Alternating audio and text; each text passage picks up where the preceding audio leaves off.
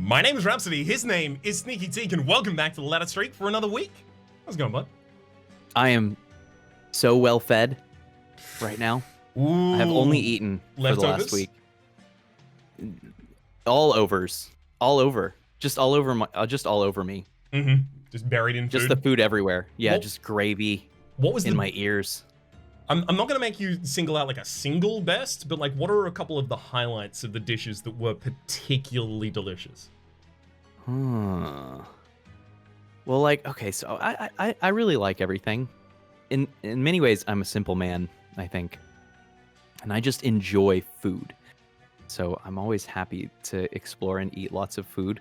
Mm-hmm. But it has gotten far enough into the year that I've started drinking eggnog, and I love eggnog. So I know that's not a food, but it's definitely premier in my mind of the things that I think of. It definitely is, because it is one of the things that you mentioned off camera as well, is specifically, that's true. I've scarcely nogged. I feel like the only time I've actually had eggnog, I was so young that I think like there was a slight taste of alcohol that put me off. Yeah. But I'm definitely now like... But you don't even have to nog your nog. I mean, you can just egg and dairy, you know? I mean, yeah. It is super rich. It's definitely an acquired taste, for sure. Is it... Because my partner has drank it, you know, once or twice every year, and always basically says, this is like a lot. This is so rich. I feel like I should just be eating ice cream. Mm-hmm. So, you know, your mileage may vary. Is it But anything? for me, my grandmother made eggnog, like homemade eggnog when I was growing up. And so even when I'm drinking kind of like crappy, cheap eggnog, I can still imagine, you know, the kind of context of drinking homemade eggnog. And so maybe some of it is the flavor of nostalgia. Right, okay, so the flavor of nostalgia I would get to experience is disliking it initially. That's right. I think I'd be on board, we though. can explore deeply if we want to. I like a good egg, I like a good dairy. Is it anything similar to an egg cream? I've heard about this as a product that exists. What is an egg cream? No, okay, so you don't know about it. I have heard it is a kind of like broadly American thing, but it might specifically be New York, because those are the majority of discussions I've heard about it. Okay. I'm assuming... I don't have much New Yorkian in me, so Fair. I'm not your best passport there. I'm assuming it's some sort of an adjoinder between egg and or cream, but that's as far as I've gotten so far. So far we think that it may involve egg and cream, or that it's a creamy egg product. Oh, I had not considered that. It may well be a creamy egg product. Because sometimes we use egg or just egg white or just egg yolk in other things, right? Like a pisco. Oh, definitely. Is a delicious beverage in which egg is doing something.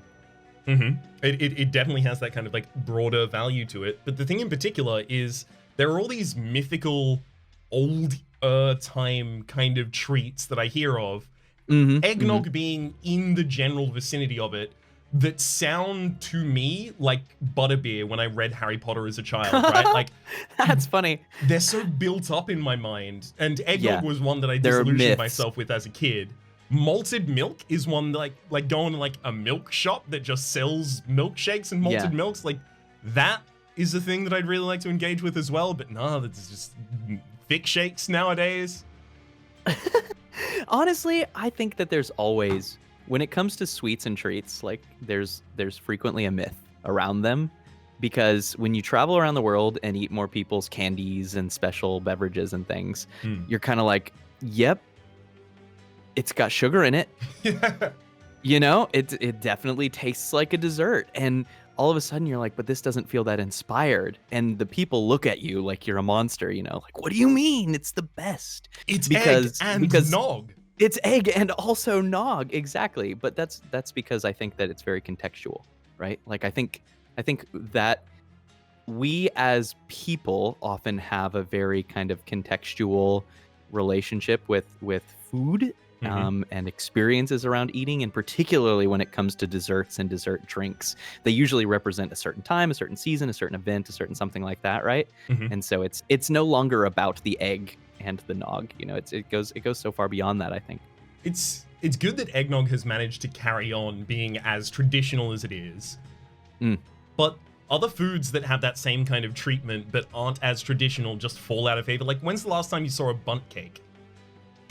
There's one on my table. There's a bunt cake on my table. I'm sorry to ruin this example. Worst example. What about that that gelatin cake, right? That people Okay, used to be yeah, super fans of in the 1950s. Oh yeah, and it just like is gone now. Yes. The question I need to ask now, and we'll get to the game eventually, but the question I need to ask now is, what do we eat right now that is going to be seen like gelatin bunt cake in the future? I don't know. I feel like lots of stuff, because food doesn't just fall in and out. It also evolves. I learned that. So my partner read this really cool book called I want to say it's called The Language of Food or something like that. And it's kind of this cross analysis of food and global food culture, but in terms of language and etymology and kind of tracing the past of what things are called and what they are. Ooh. And one of the really cool stories that it tells a bunch of other stuff, and it talks about the kinds of adjectives we use to talk about different kinds of food. It's really neat stuff, actually. But the one story that I remember that sticks out that's relevant to this is that fish and chips actually started as a seafood soup somewhere in northern Africa or something. And through this crazy 10 degrees of, banana phone, it eventually evolved into this very, kind of traditional British fried fish dish. But it didn't start anything like that. And it just every step along the way, it changed a bit to match the culture of the people who were making it, or the reality of the ingredients. And so honestly, less than things falling out, I suspect we'll have more of that. We'll look back and laugh about the cheeseburger of the past, because now we have a, hyper burger. And it's different. It's made out of space age tech. Here's my call, and you've actually gotten immediately into it. I think meat hamburgers will be weird eventually. I think I will get to the point that people are going to be you're eating that's a non-vegetable patty rather than saying a non-meat patty. The basis is going to change. Yeah. I wouldn't be surprised. I can get behind this futurology. Yeah, I mean, I'm down with it. There was a lot of kind of saber rattling about the idea of they're taking away our hamburgers, but if you're gonna replace it with a similar hamburger that tastes as good and doesn't kill a cow, I'm down. I couldn't be down. Speaking of being down, we should probably be down to clown with this run. Hello to those of you who use the timestamp linked in the description down below. We're going to start a run with the Shartail Queen and Hellhorned, a random clan on the side. We've got Covenant 6 here as well, so enemies are stronger. We add additional random cards to the starting deck. Add Deadweight to the starting deck. Major battles have additional enemies. Minor bosses have additional damage. Minor bosses have additional enemies. And add a copy of a primary clan starter card to your starting deck. It's getting bigger. I mean, that's more It's happening. That's true. Oh, what? Only imp. All right. I think we have to do an imp run. Yeah, I guess we're imping. The gods have foretold us. Wait, now hold up. Is this actually the time to go first to the champ upgrade to see if we can get cheap imps? Why would we be doing that over the Herzl's Horde specifically, though? I have no idea. I just always want to find a reason why it's correct to go champ upgrade first. Because no, I think there are definitely examples of it, right? The last time that we had the discussion about it, there was a comment that was saying, or a few comments that were saying similarly, that they always go for the Herzl Horde first, but I saw that same comment as well that I agree with in broad. Also, I think Awoken has a little bit of play around the edges for it as well, but I think we'll discuss that as we get to Will Denton. Well... Oh my gosh. Hey, we haven't done a volatile gauge run yet. Let's do it. So we haven't, but have a look at our base deck. Yeah. Let's do it. That doesn't worry me at all. This card, look, this thing says volatile gauge on it. I totally agree. I agree wholeheartedly. But does that not mean it effectively just doesn't become a Shartail Queen run? Because then we're just going Hellhorn Banner, and just going. I don't know that that's necessarily true, because depending on what relics we get, we can play around variable cost on our imps. I mean, first off, there's a Pyre Chomper in this deck. It's always going to be energy positive, and frequently incredibly energy positive. Sometimes, well, not anymore. We're no longer rolling them at 0. But if we get like, the relic that gives you 3 energy back when you play 2 creatures, all of a sudden, this is not such rude play. So it might discourage us from taking a line by which we're generating even more imps unless we can make them free on the lane. Which is not entirely impossible. Like, there's Forever Flame, which would be a relic that would really help us with that. But in particular, also, the upgrades that make imps cheaper to play on the Shardtail Queen floor will mean that the drawing of the extra 3 cards, especially considering we have the Pyre Chomper, will give us the ability to do this. I'm happy to do this based on the fact that we have the Pyre Chomper, because we're going to, almost certainly, I have to imagine, 2 Merchants of Steel with Hellhorn banners next to them, because Consumer of Crowns or Demon Friend win the game. Yes, let's go. But both of those Merchants of Steel give us a lot of opportunities to find Endless for a Pyre Chomper. Yeah, that's true. That could be a fun line, actually. How much have you talked about Volatile Gauge on your mainline Monster Train series? Like, a huge amount. A lot? Okay. Interestingly, I found that I have to defend Volatile Gauge significantly less than I have to defend Snecko Eye. Interesting. Do you think that that's because of Play With It before it was changed several times? I don't know, because I think it got more powerful since its first incarnation. It's really strong, and it's still really strong. It says +3 draw on it, and the 1 to 3 is significant because it can change the look and feel and curve of your hand compared to, 0 to 3. But there's still a lot of things like the enhancement system that are weighted in your favor in this game. Exactly.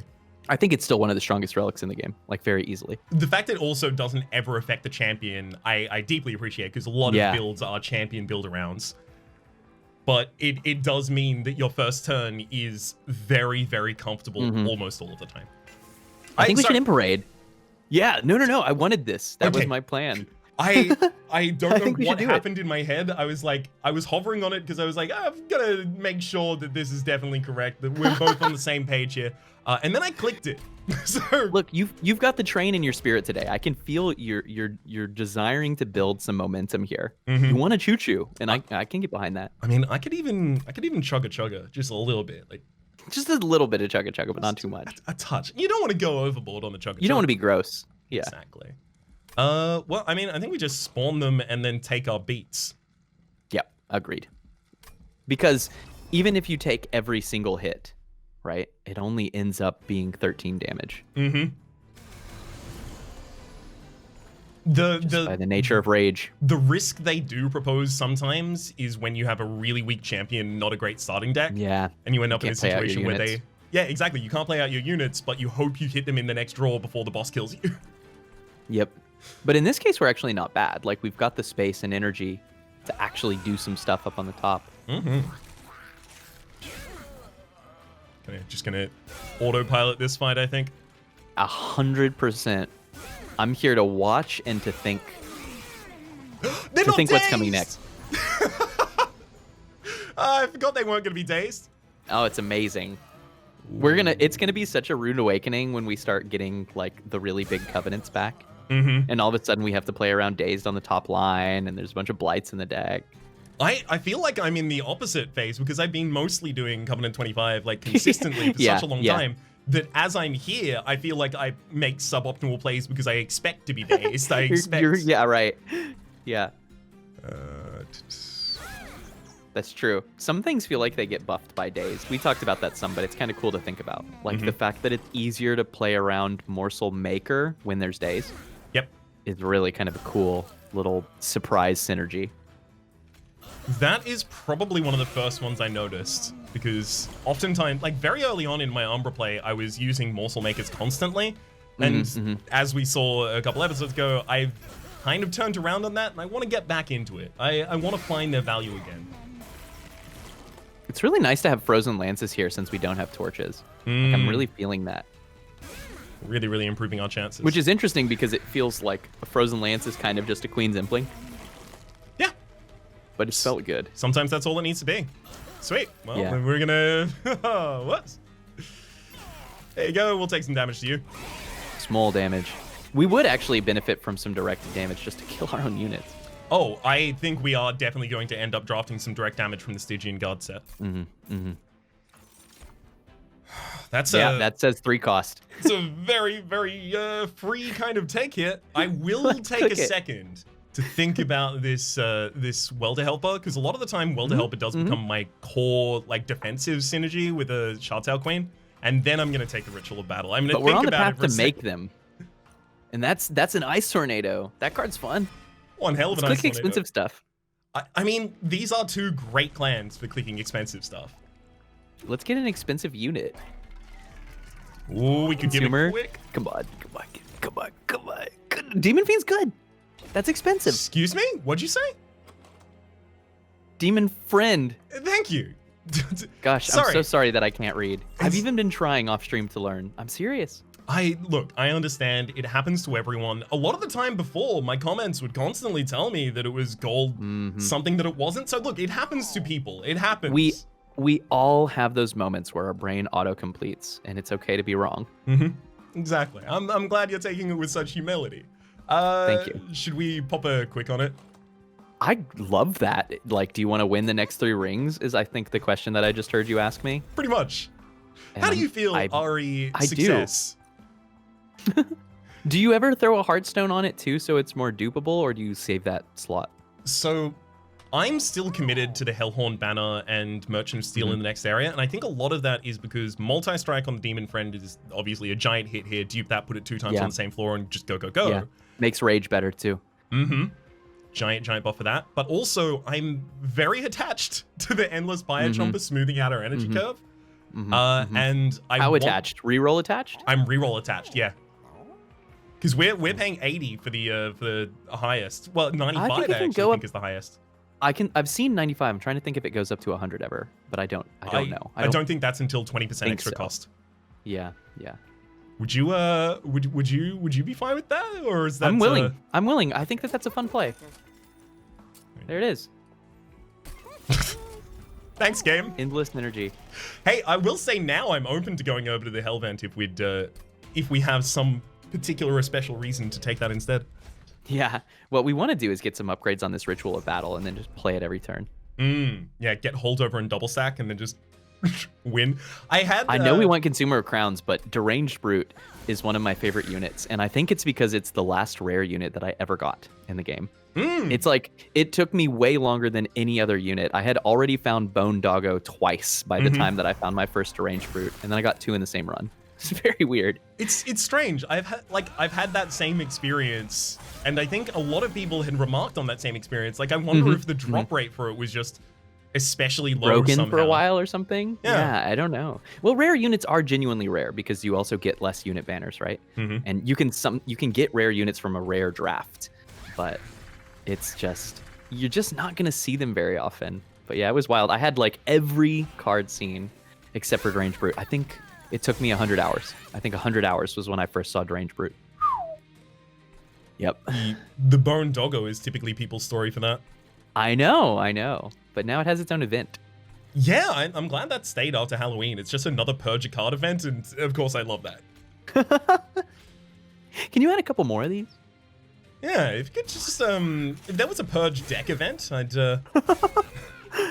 I've been looking at keen. your recent design direction, and let me say it, I just love it. Remove every card. What an incredible idea. Can I start anyone with think just about the this? champion, please?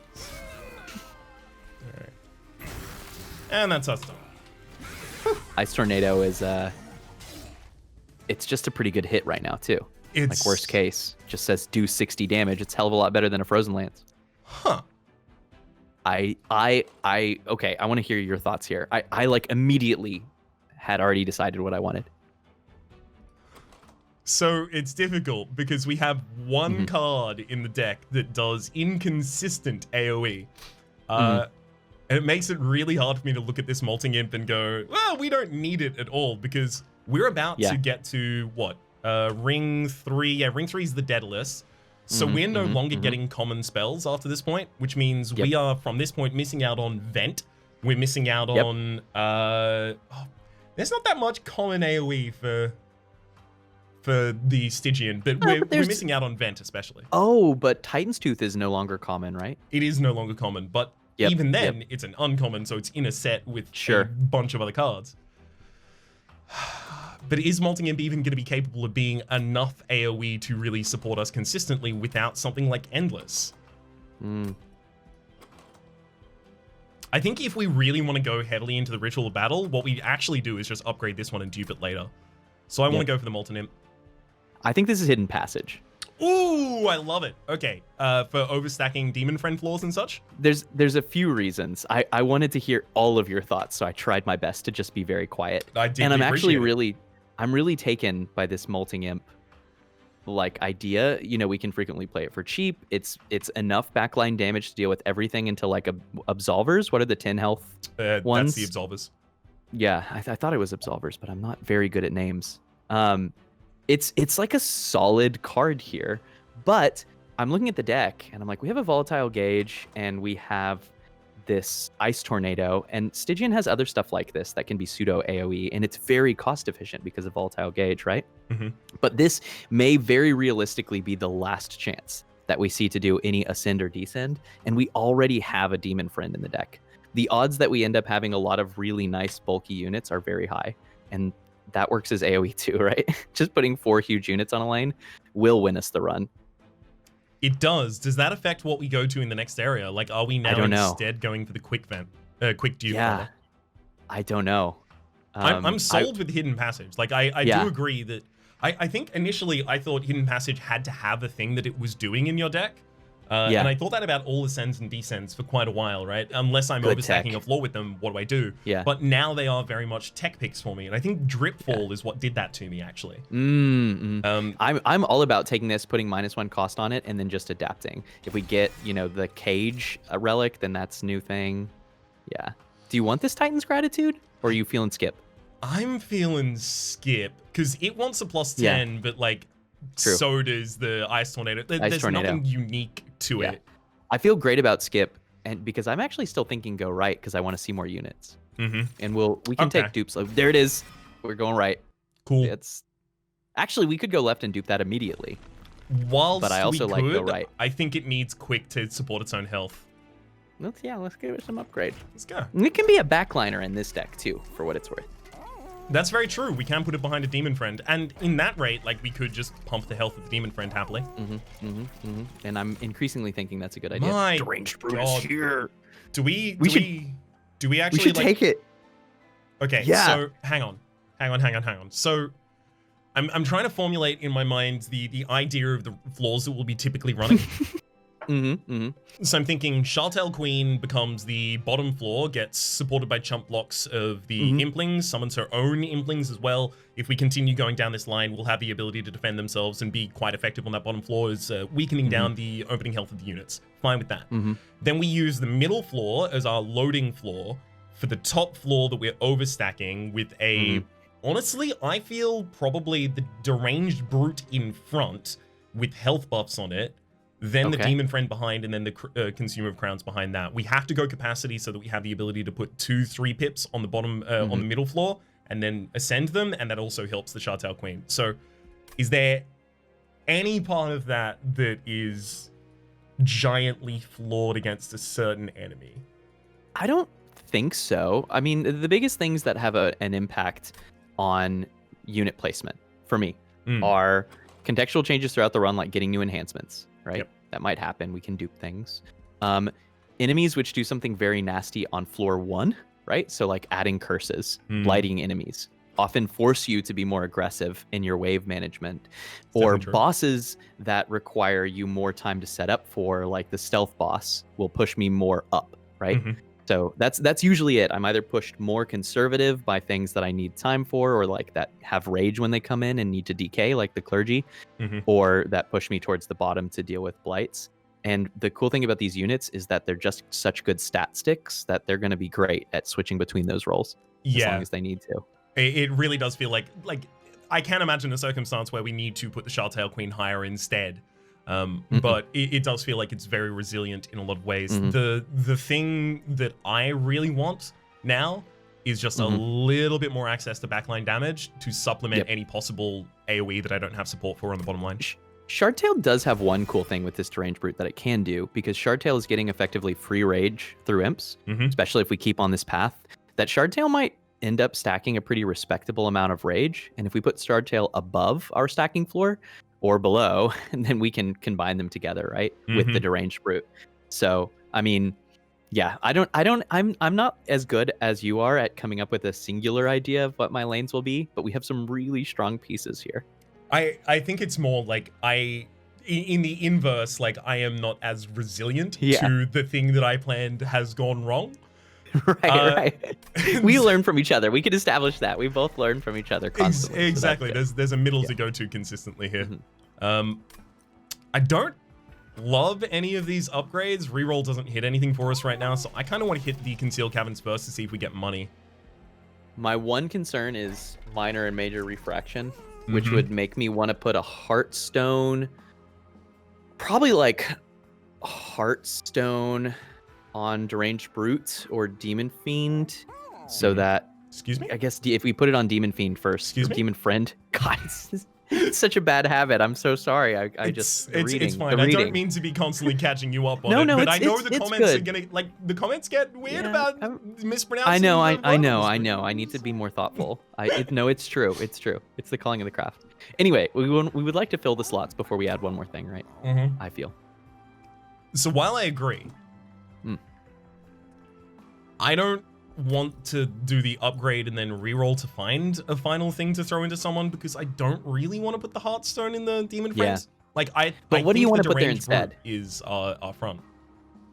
What do I want to put there instead? Multi-strike. Yeah.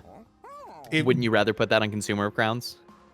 How many are we gonna find? Yeah, you're right. I would prefer to put the multi-strike on Consumer of Crowns. That's kind of where I'm thinking, right? Because I'm thinking about, I want multi-strike on something too, but if I'm only getting 2 multi-strikes, I'm putting them both on this Consumer of Crowns, basically, right? Like, every multi-strike that I'm offered will go on Consumer. It might actually still at this point be correct to put it on the Demon Friend. So here's my case for it. Because of the quick? Because of the quick. So specifically, it's sitting behind a ranged brute. It has the ability, it has access rather to a ritual battle. We're probably going to try and find a way to double stack or hold over the course of the run. So it could easily provide all of the defense for the ranged brute just by being a quick multi-striker. It could, and the quick helps there. I don't know. Because of volatile gauge, Consumer of Crowns, aside from the quick we've already put in, Consumer of Crowns is almost strictly better than Demon Friend, right? So that's where I feel like it won't be a huge loss to put 25 health on this thing, and it could be a gain if we're offered minor refraction or if we're offered, like the Heartstone event. Whereas accidentally getting too much multi-strike is never going to be bad for us. Hang on. Okay, I'm ready. This is going to be the one to seal the deal. I'm stoked.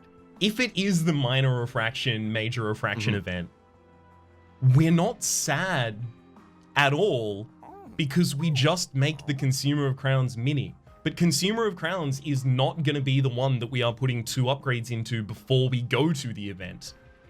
So if our choice is already made as making a teeny tiny Consumer of Crowns that we can play 5 of in a single floor after I was going to make the Demon Friend mini.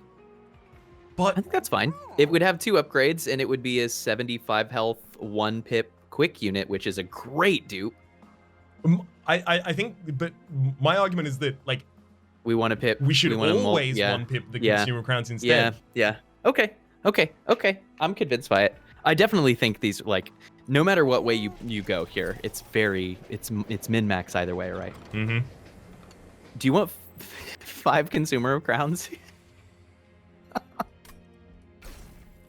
Yep. That's exactly what I want, Teak.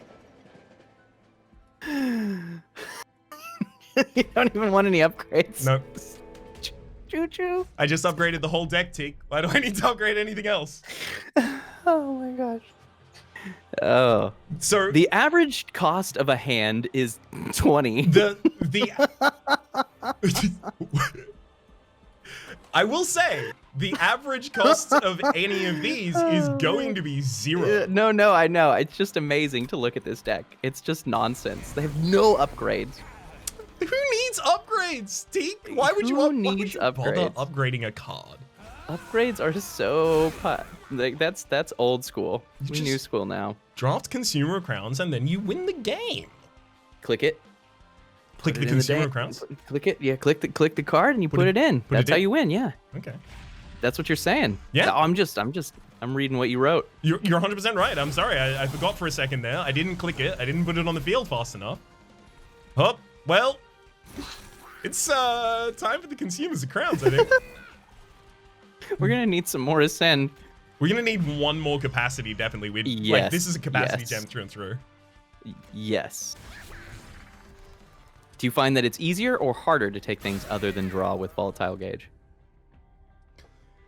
I have had a lot of runs recently where I got the volatile gauge, and I also took draw relics, and a lot of the comments are very, very, very spicy about it. Hey, it's good. Another card in hand is another draw is roll. Energy. Exactly. Yeah. The draw is supplemented energy at that point.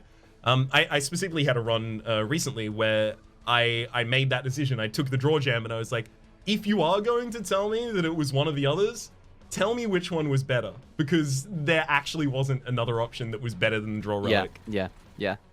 I end up often not taking double draw with volatile, because one of the things that I think it offers is +3 draw, leaves you a bit more space to take something else if you can take advantage of it. But like, if you give yourself energy, you need to really be able to convince yourself that you're actually doing something meaningful with that energy. And I think that's a lot easier to do with the changes to volatile. That's one of my favorite things about the change to 1 to 3, is that at least in terms of feel, certainly taking 1 extra energy feels like a big difference, right? And that's often something that I do just to be able to, like, frankly, play more spells. But then sometimes you have 6 consumers of crowns in your deck. Yeah. And then you need pips.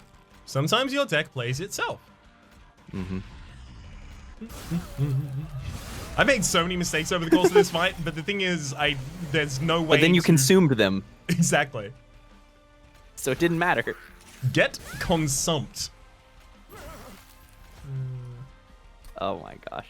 I'm just gonna pop a tanky unit in front of you as well. They need hero experience. Oh, it didn't even get to the 2nd floor. Ooh, hiss. Ooh, I'm confused. I think I know which direction to go, but I don't like it, and there's a bad reason for it. I'm gonna quickly pitch out. Okay. I don't think we can take Disregard despite the value that it provides for us, because Hidden Passage is hugely important and we cannot remove Consume from it. It literally can't consume. Yeah, that's true. And so is it Spike or Transcendent? I mean, Spike is not bad here. Spike isn't bad. We do have an Endless Biochomper, which we have the ability to kind of exploit a little bit for that. I would say the Spike of the Hellhorn at this point probably doesn't unless we gave it double stack and then negative costed it, I don't really think it would be providing enough to justify taking it over a Transcendent instead. But I love Transcendent. It's got to be Transcendent. But then, if we did get double stack, we already have the target for it in Ritual of Battle. So I think it's... Yeah, that's true. I honestly, I think the Transcendent is more powerful too. We already know we're taking at least 1 pip. We already have Imp Parade going on. I skip here. Yeah, always. I think. Don't need another one. And so we can very realistically end up in a position to where we put Endless on Transcendent and we're generating, we're generating 8 energy and 20 rage with it and 20 armor or whatever, and we can kind of do that on every turn. That is one of It'll be a huge buff spell, just huge. It's one of my favorite things to do specifically is the Endless Transcendent just coming down every turn, and specifically having this Biochomper that has Endless, so each of its individual triggers is different. We will be able to generate ridiculous energy. So if we Which means the next time we're offered a Spike, we should take it. Yeah. Same brain. Same brain. So my pitch is the Herzl's Horde is the most important thing we can look at right now, because there are any of the Imp relics will break the game in our direction. Queen's Tail, summon the Ashes of the Fallen, as well as the other one that I've gotten the name of. There's another Imp relic, I think. Not the Imp Sickle. Oh yeah, the Imp Sickle. We're gonna have to get better at killing off our own units or something. Well, I guess the enemies will get better at doing that for us, huh? Yeah, that's the hope, that the extra capacity on the bottom floor ends up supporting the Shelter Queen killing their own. But so we've got those, but also Grg's Goad just wins. Yes, that's such a crazy relic. It completes Resonance Shard looks good. Collection of Tales looks good. Yeah, exactly. Any of the rage. We will continue to do rage things. Anvil obviously just wins the game. The Forever Flame, the Hell's Banners. There are so many relics at the moment that are relevant to us because our fingers are in so many pies. We've just walked into a bakery and just like individually inserted one finger into 10 different pies. No, 11, and they're like, what? How? Which toe? The forbidden technique. Is it a polydactyly thing, or? This is fascinating. Which do you take? Right? Like, I know we just said collection of tails, and I'm still kind of leaning that way. But does the Pyre Chomper in this deck not mean this says play every card forever? Like, draw 8 cards a turn and then play all of them. I'd like to think that we're going to have enough energy to play our relevant cards anyway, especially if we start putting minus energy cost on things, which we really should be doing. Mm-hmm. And I think that Collection of Tails... So, Collection of Tails power... Honestly, Collection of Tails is not that impressive to me for waving. Where Collection of Tails is good is in Relentless Phase. And particularly if Relentless Phase lasts a long time. Which we hope that it doesn't. But if we're like multi-stacking armor with wild plays with Transcendent, it could. And then this would increase our damage output. I don't know. Yeah, that kind of makes me think, like, do we need more damage? Is there at any point in this run, are we going to be worried about damage? Thank you. Yeah. I was... Maybe consistency is king. I was listening patiently, waiting to make that point that you got to at the very end, which is, like, in the Relentless Phase, sometimes you're, let's give an example, an Animus of Will, right? The Animus of Will has the 3 multi-strike, or 2 multi-strike rather, it's attacking 3 times. It has the rage that is decreased over the course of the fight, and now it's dealing 9 damage a turn. But ours go down to 100 damage a turn at minimum. I think it is very unlikely that Relentless Phases last more than a couple rounds, and I think Unbroken Horn therefore can easily trump that. Also, I will say, I think you're right. A single Transcendent play after like just 2 Pyre Chompers is now just like, play every card. Energy for the rest of the fight. Yeah. Okay, I'm quite sold. Cool. Now here's it took me a little bit of time. Right? Because there is a tech, like, we don't need the damage from royalty, but I have had a couple of really, really enjoyable royalty runs where I just did a bottom chumping floor, like we're kind of doing here, and then just ascended a Shardtail Queen with 200 damage to the top floor or some such. But I think that's effectively create your own Consumer of Crowns with a bunch of effort involved. Right. I think we just go Imp Parade. I think really it boils down to, do we care about Imp Parade 3? Do we care about the armor? And I think the answer is yes.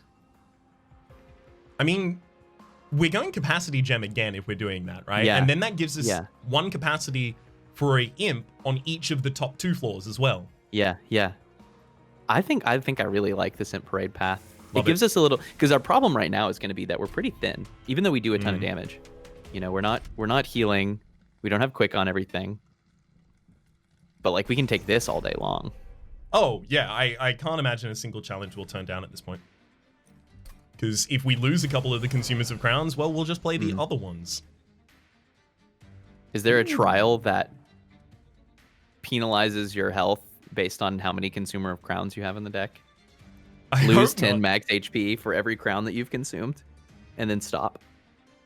As long as they leave us with a single HP point, I still think we'll be fine. I'm gonna play a bit of a wonky one here. Ooh, I like this path. That should have been oppositely played, but whatever. Well, we'll ascend him in a minute. You know, fix him right up. Yeah. I think I skip that one play there, just because you're spending your last energy to draw 1 more card, but then we have Unbroken Horn. That's a very, very nitpicky thing, but that was just something that I thought about. The reason I still did it was because Consumers of Crown would have been 0. Why is that? Because we had enough fledgling imps down that they have to be 0 cost. Oh my gosh, you're right. That actually overrides. So that's the Snecko thinking. That is partly why I protected them, but now I'm feeling bad about that because I could have replaced them this turn. Well, I think it's now just hit E for a while. Yeah. We'll find Ascend and then we can make some space. Fix it up.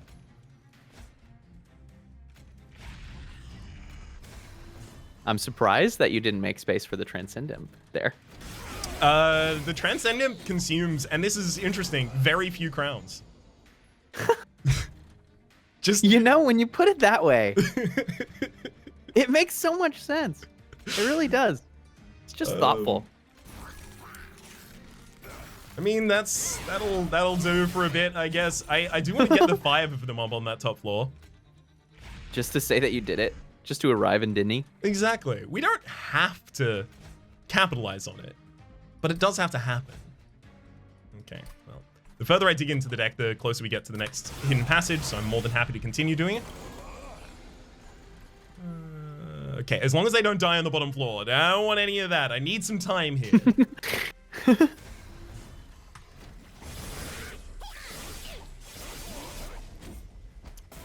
This is such a easy run.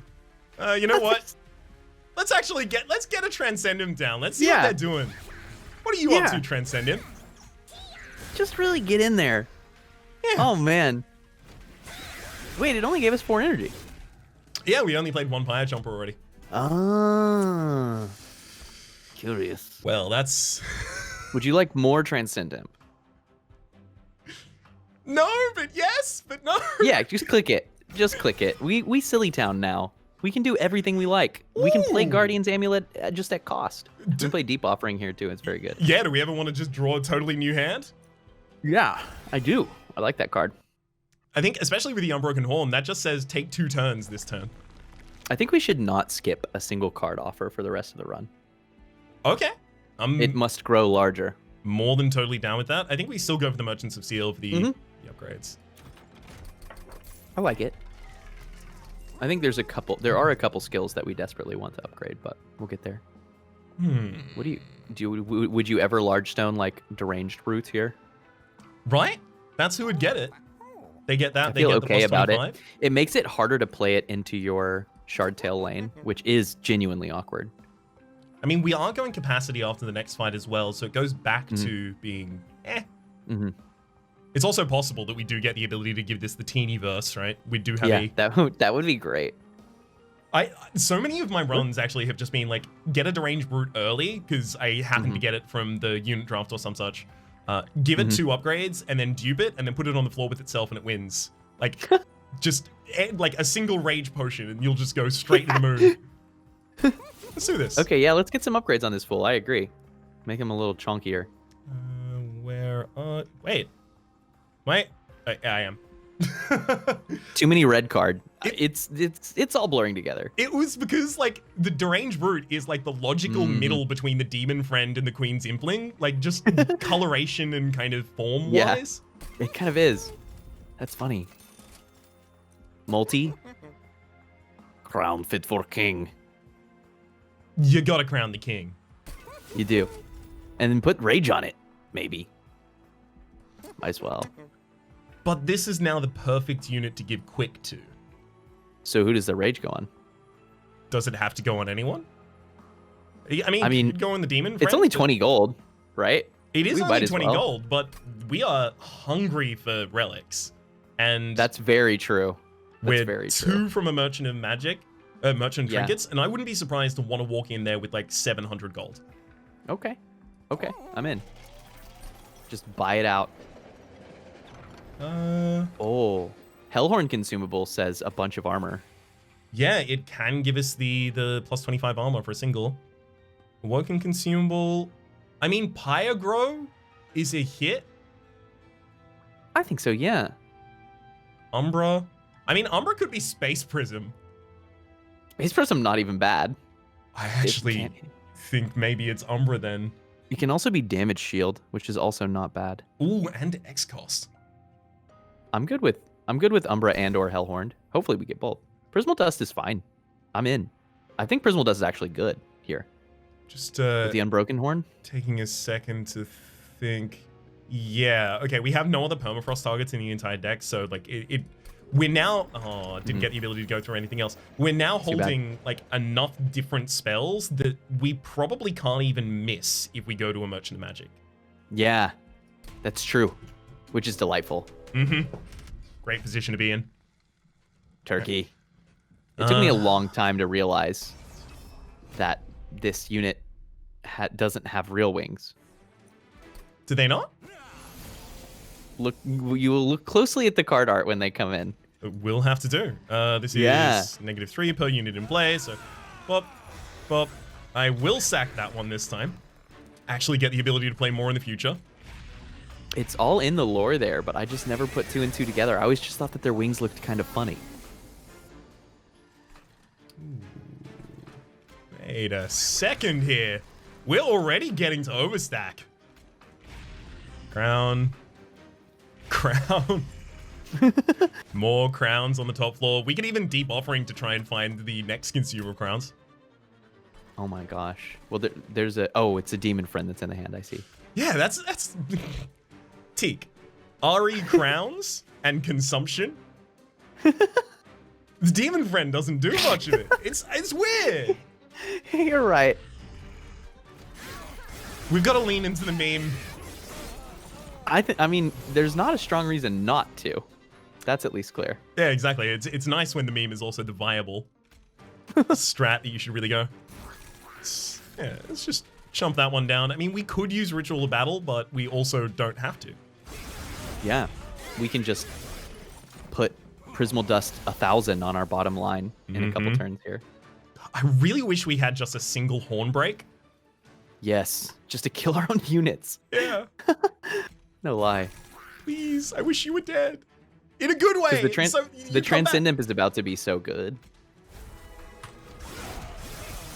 I wish we could have held on to the Prismal Dust, but saving that midline, got to make sure all of them lived to the next round. I mean, that made sense to me. I mean, I didn't even do that many Rage Imps. This extra capacity is going to be great. Yeah.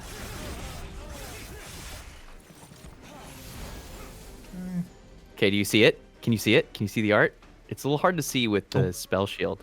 Oh, yeah! Okay, they've just strapped a bunch of metal to themselves, it looks like. The self-made harpy. They had these arms, but they just roped on a bunch of wings. I think the art is lovely, and I don't know how it took me so long to notice. I think if I paid more attention to things like lore... I fought in Armageddon, yeah, just giving us some lore there. I think if I paid more attention to the lore, I would appreciate a lot more of the art.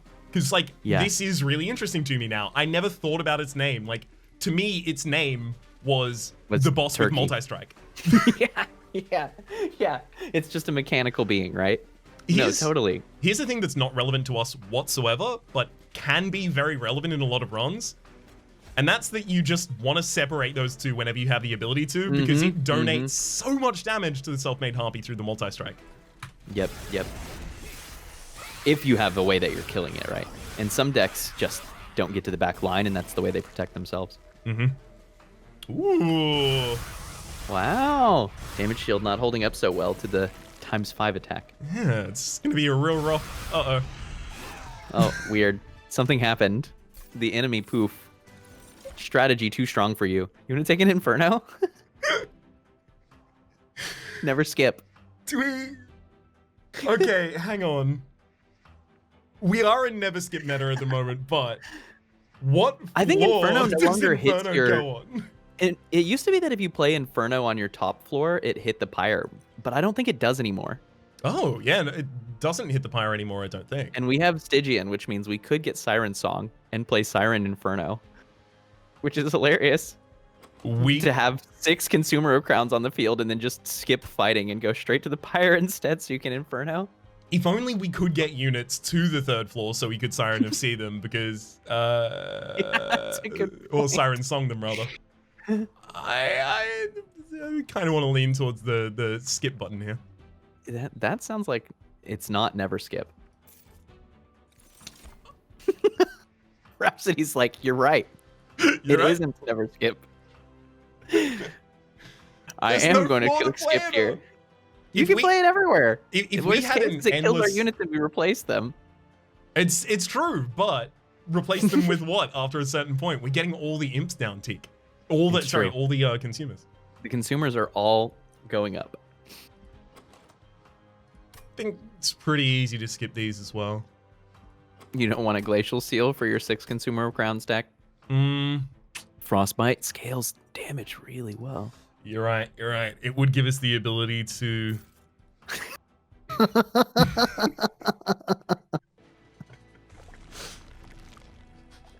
You gotta chuckle. You gotta chuckle because Monster Train has this power. Sometimes you get a run and it's just like, I don't know. We snapped it, I guess. What did you do? We just put all these big lads in the deck, and they were big.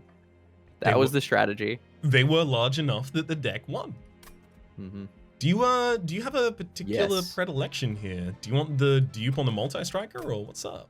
I want to go to the right so we can see this relic. I just want relics. Oh wait, you said I'd like to upgrade our spells. Yeah. And then we'll go to a Merchant of Trinkets next. I want to upgrade our spells, but our units are so strong that just continuing to add more relics is probably the single strongest way to make us better. I'm very convinced by you saying that. This also gives us so much money to take into the Merchant of Trinkets in the next ring, so that we can visit 2 Merchant of Trinkets in both cases with enough money to do something impactful. I super dig that game plan. Does that mean that we're going to not only this Hell Vent, but also the Hell Vent in the final area next to the Merchant of Steel? Yeah. Yeah. Okay, so do we have a specific plan on the dupe, or is it going to be just like the Consumer of Crowns that's got multi? Well, so I think the reasonable dupes are you dupe Deep Offering. That's a solid pickup.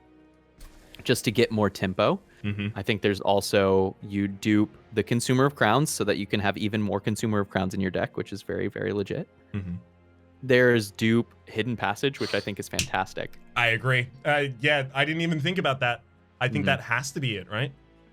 Honestly, we want so much saturation of this card. I wish it were already upgraded, but we just want more copies of it. It feels like we've escaped the necessity for the upgrade on it. Like, especially with the improved Firebox at this point, I don't think energy is ever a problem for us. Yeah, it's pretty wild. That plus the Pyre. Yeah, we're in a cool place for energy. God, do we play a Transcendent to make other things cheaper? Just let it die. Well, there's 2 of them. I'm fine with that. Yeah, it doesn't need to be. Yeah, I mean, look, it gets us to play 3 Consumers of Crowns. That is a Transcendent that had a bunch of Pyre Chompers stacked in it, but they're invisible. It was. That's invisible Pyre Chompers. Brain empty, full of ghosts. This Deranged Brute is too big. I never regret a large stone, but I definitely feel like it's making this bottom floor play so tricky. So we're not going to that Merchant of Steel. We're going to the Trinkets. We don't get another Concealed Caverns. Okay, so we're not going to get the Railhammer event that is just like... that event is wild. Yeah, wild. That's how I'm going to describe it. It's very powerful. Agree. I would love to see it. There have been a lot of times where like I've I've resigned myself to knowing, okay, I've got to go for a capacity gem here, and then I went to a concealed cavern and it gave me the capacity gem on all floors, and it's like, okay, thanks. Yeah, Peace. yeah. You're talking about the Hephaestus upgrades, right? The hammer versus the one that gives you +3 in the middle, like a Mind Jack, or on a random floor, right? It's +3 on a random, and the -1 capacity on all floors for +15 magic power, which I've used like a lot of times. So strong in the world of attunement. Yeah. Especially like obviously most of the attunement cards are Stygian, but you oftentimes end up with 2 incant units of 2 size on a single floor in Stygian and then just run. You can do some weird stuff with it, like 15 magic power turns base clan Awoken starting deck into a kind of a monster of healing. Like all of your restores are now healing for a really, really relevant amount. And that can be not only all of your regen, but your burst healing too. So you can kind of make machines this way. I like that event a lot, but it is ridiculously powerful, right? Yeah. Here is just the selection of boss tier relics. Here you go. Take them if you want them. I mean, but like other events have an analogous kind of thing. Like there's the Ember Cash event that gives you effectively an energy consistently.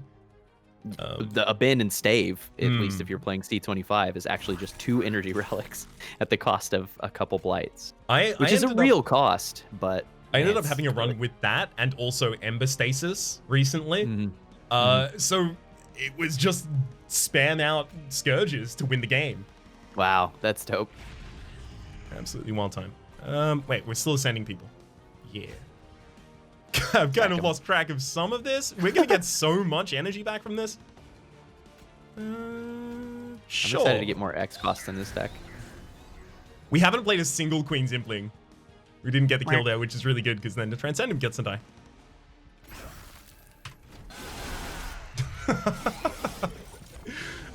I do want to kill the Seraph before the fight ends. Do you have the ability? I mean, hang on, we do have Hidden Passage that could just set the Seraph back up for more damage. Yeah, that's true. We can always use it against the flying enemies too. For the Fel here, I'm trying to think about how we can get more utility out of this deranged brute. That's the biggest thing that I'm trying to solve right now. Because in an ideal world, we'd be stacking Rage on a row that actually uses that damage to do something, right? Mm-hmm.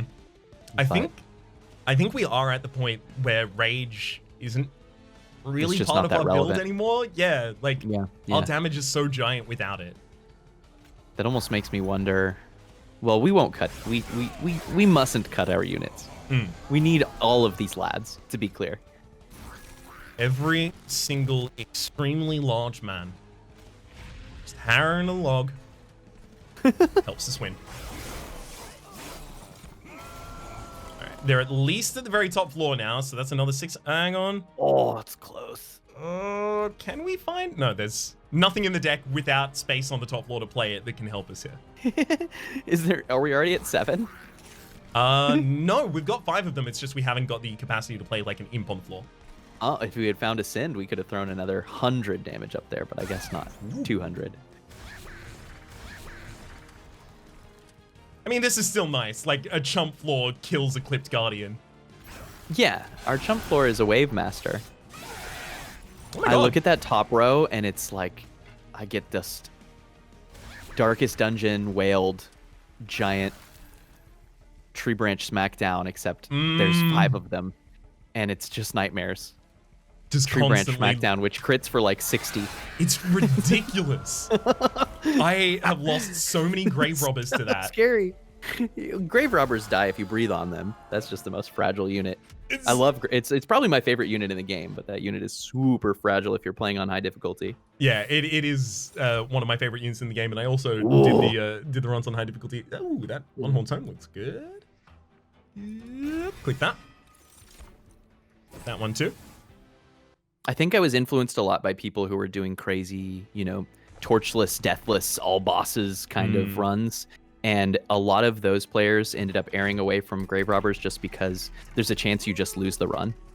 Like you need just a little bit more padding than that. But they're certainly viable. If you're playing the game even on the highest difficulty and you're not also doing an absurd triple layer challenge, you can absolutely play with grave robbers. Yeah, I mean, I kind of stayed away from the meta of a lot of different things. And I ran definitely like a couple suboptimal classes consistently just because I loved them. Because they're fun. You should play the game to your joy. Grave Robber feels good. Exactly. Where did Shieldbreaker end up landing in kind of like general meta for higher play? I feel like it was always, that one always felt very player dependent. And I don't know if that's because it was DLC. Some people ended up erring away from it because of the risk of the nightmares. And the nightmares are genuinely really scary. Like they can really, really mess up a run potentially. And you have to be explicitly thinking about encountering them. And where the shield breaker's power can be fairly analogous to the power that you can get out of other classes, right? So it's not like they're irreplaceable in the way that flagellants were when they first came out. I like them. I ran shield breakers a lot, but they weren't like super meta for those runs. Shield breakers kind of quickly became my favorite class after I started playing with them. Like Grave Robber was giant for me for a huge period of time as well. But I ended up running a lot of builds that were just 2 shield breakers in the front line, both just running Pierce constantly. Because that's fun. You could stack their crit so high that because they had ignore protection, they would just delete enemies constantly. Yes. Yeah. Oh, they would. They're really also fairly high mobility, which I suspect made them better with Color of Madness. But I don't know. I need to think about Darkest Dungeon more again. I really enjoyed the tactics in that game. I can't wait to have a specific reason to be thinking about it again.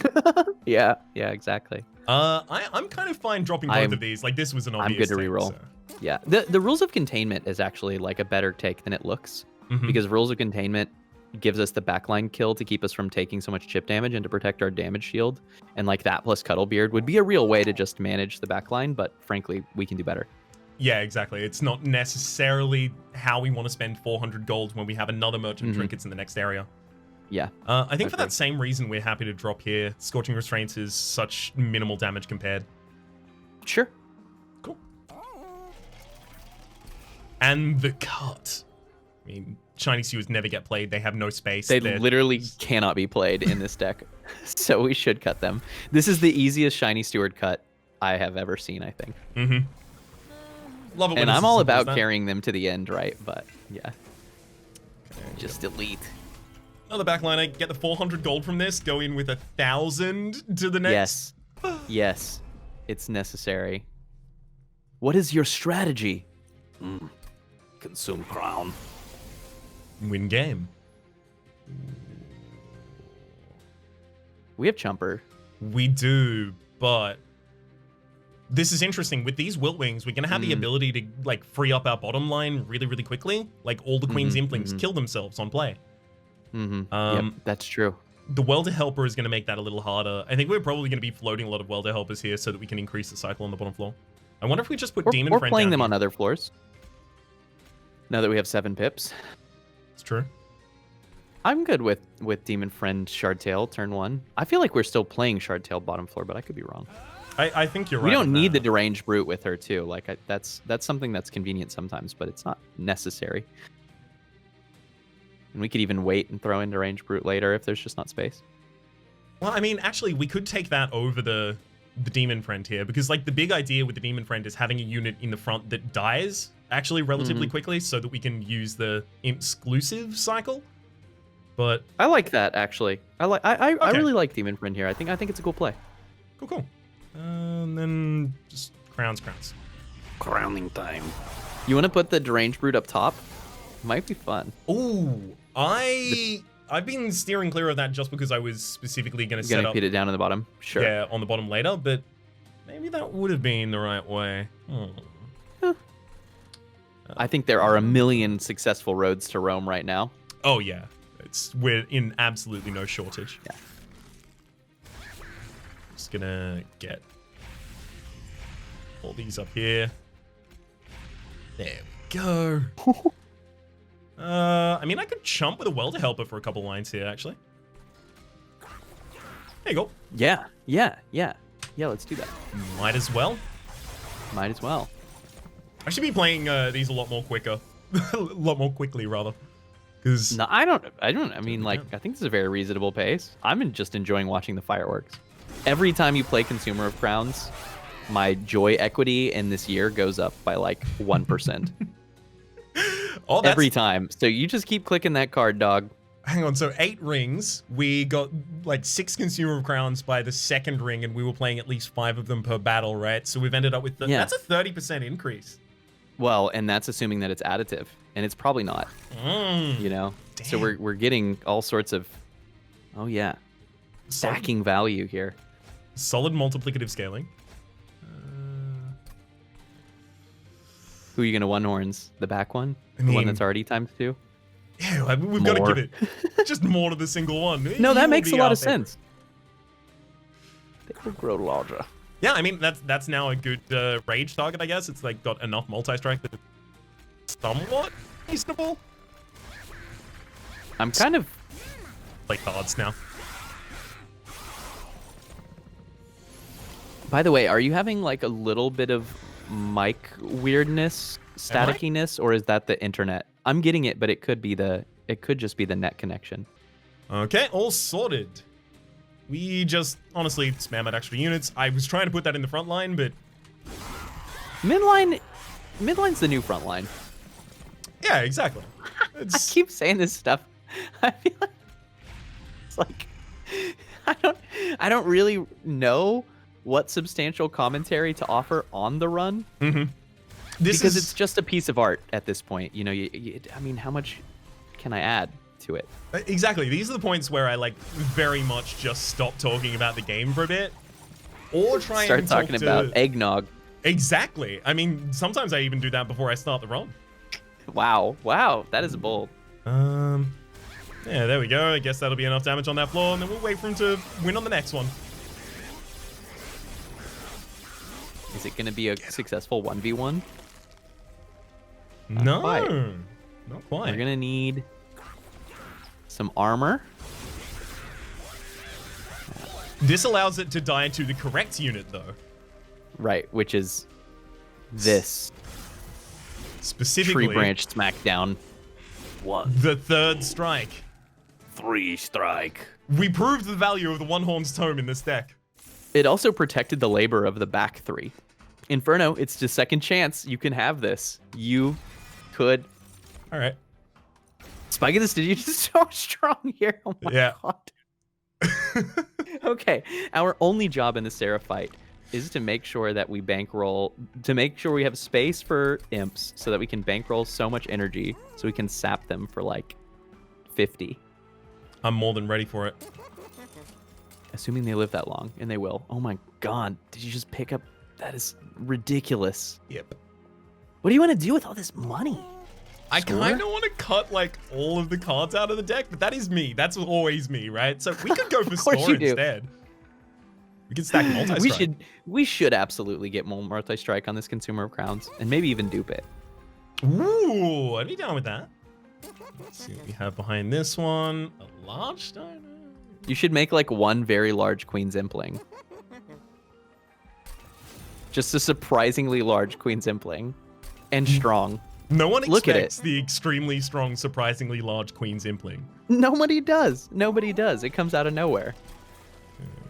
Let's get even more multi-strike into the deck, and then we get to the sad affair of cutting the remaining shiny stewards. It was sad. Save the rest for money? Yes. Yeah, let's do it.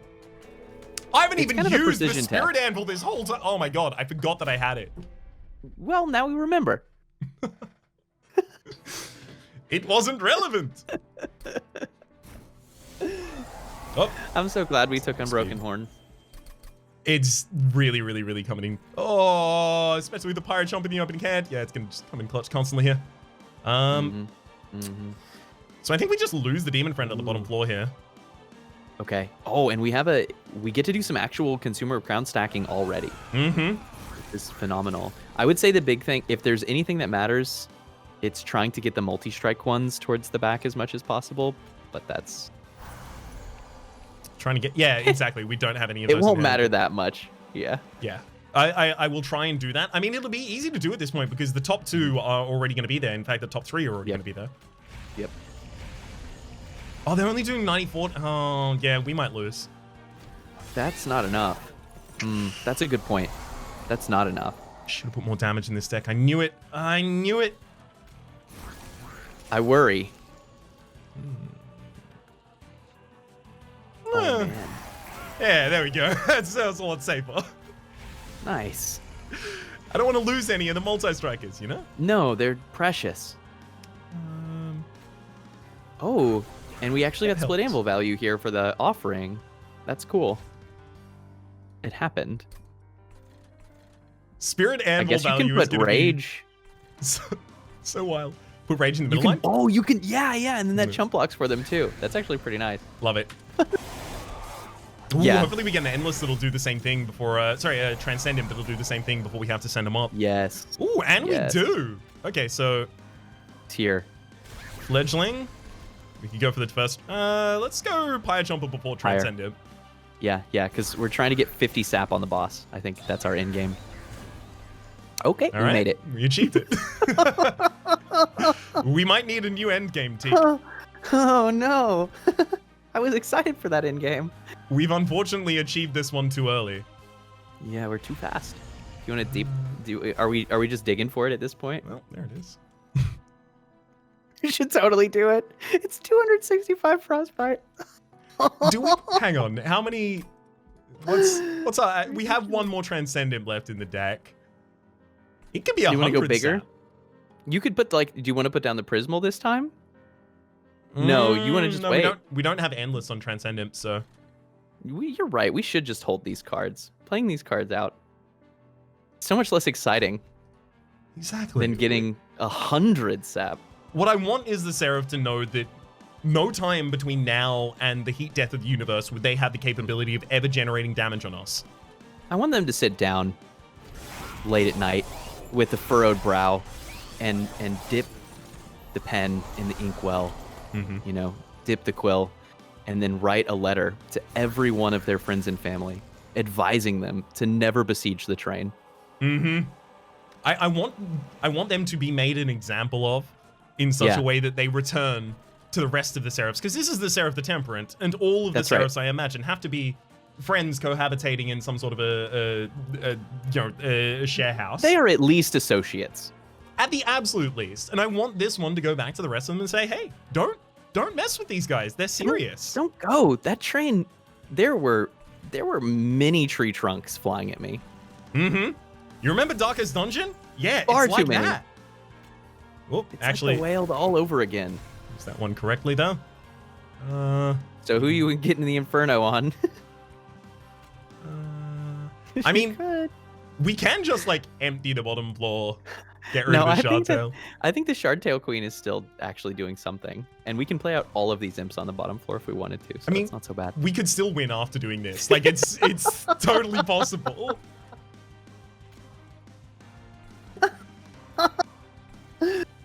Oh no. I'm not especially attached to doing any of these, but all of them could be done. You know, it's listen to your heart kind of situation. That's for sure. The surprisingly large Queen's Impling here is too large, in fact, and has survived. Oops. That's okay. It'll die relatively soon. And then, as long as we don't draw Spike of the Stygian this turn, Transcendent Spike of the Stygian are almost certainly both in our next hand.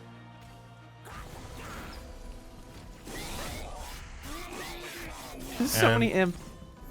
This should give us another Pyre Chomper as well. There we go. Okay. Pyre Chomper. All this imp. 99 energy. Die.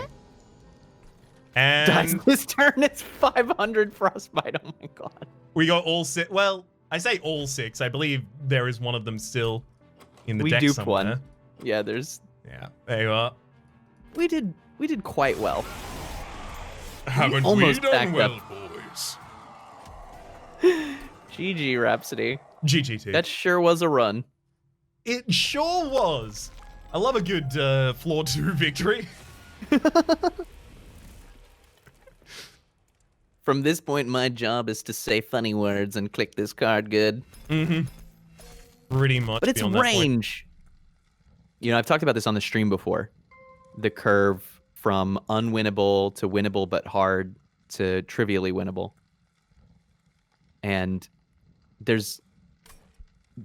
I would say that I spend most of my time in winnable but hard in Monster Train, or at least winnable but interesting. But man, when it's winnable on floor 2, it's really winnable on floor 2. Yeah. Like when you get that break, you really get that break, and it's lovely. I have very often been in the experience recently of having the floor 2 win. It's been weird, like especially because I've been doing the custom challenges recently as well, so that's been definitely amplifying it. Yeah. But it is weird to go from exactly as you were saying, like hard but winnable to I've won this on floor 2 very consistently. I snapped this game. Yeah. Absolutely. Well, there's the custom challenge code up there as well. Teak. Raps. Teak, dear. I know we're going on an interstellar road trip soon. That's And true. I've already packed. It's going to be an incredibly enjoyable time. We're going to visit our in-laws in this fictive universe. Now, Teak, I remember back when, about 2002, was like... okay, I thought you were going to talk about 2,000 years ago. No, year 2002, okay. Yeah, well, I mean, it was a very long time ago. We are now engulfed in the Millennia. singularity, naturally, and Right, we're right. piloting our cyborg forms around the galaxy. But Which is delightful. You have no allergies. it's so it's delightful. awesome. I get to pat cats. I've always wanted to do that, and I didn't now you get to can. before.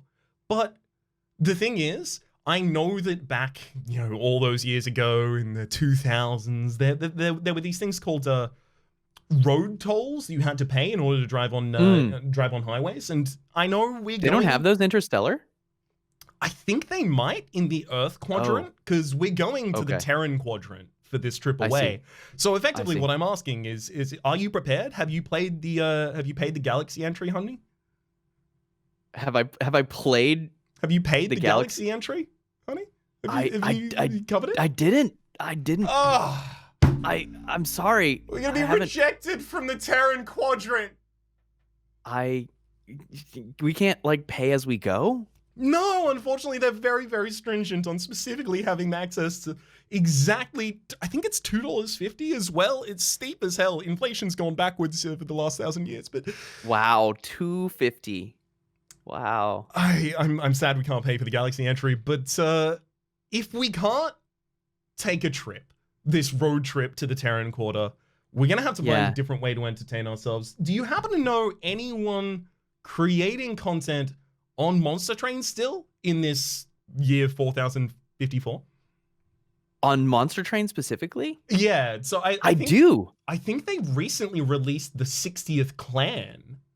Interestingly, that's like they're finally getting to like really interesting combinations as well. Like it's factorial past a certain point. We are at a MOBA level of hero count at this point. Absolutely. Yeah, and on Tuesdays, you get to try out the new hero. Yeah, I do know one person who's still playing Monster Train, actually, coincidentally. It's Sao Link. It's Sao Link, isn't it? Yeah, it is. Huh. It's interesting you should say so. And they, you're saying, have like accessible content that I might be able to find on twitch.tv/Sao_Link or youtube.com/ I think this one is Sao-Link, but it's linked in the description down below if I have happened to get that wrong off the top of the dome. But you're saying they have like this accessible, repeatable Monster Train content doing, at the moment, actually, a streak inspired by our own, doing a 10 C25s in a row, cycling around all the different leaders. Recently completed. I only saw the most recent update is like 8th or something like that. That's wild. Was that recently completed on Twitch and just not uploaded to YouTube? Yes. As far as I know, yeah, we talked about it some. Well, on stream, super impressive. That snaps my highest ever rotating was 9. Getting into the double digit is hype. I am actually really interested in that as a format for some sort of a streak at some point in the future, possibly. But if you're looking for that link, you can find it in the description down below. For the moment, though, my name's Rhapsody. His name's been sneakyteak. Hopefully you've been enjoying yourselves, and hopefully we'll see you tomorrow.